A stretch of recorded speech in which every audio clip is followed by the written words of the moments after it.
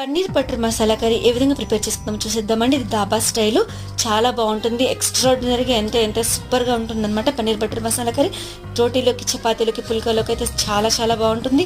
మనం ఇంట్లోనే ప్రిపేర్ చేసుకోవచ్చండి. ముందుగా గీ తీసుకున్నాం. గీలో కాస్తంత ఇట్లా పన్నీర్ బటర్ మసాలాకి సంబంధించిన పన్నీర్ని జస్ట్ మనం వేయించుకోవాలి.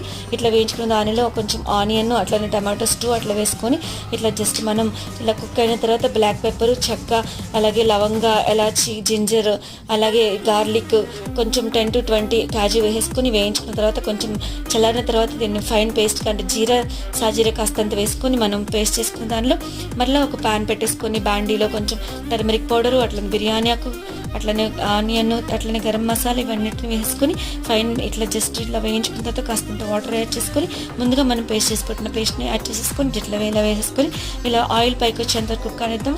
సాల్ట్ వేసుకుందాం, పన్నీర్ కలిపేసుకుందాం అండి. కాస్తంత కసూరి మెంతి వేసుకుందాం, పన్నీర్ బటర్ మసాలా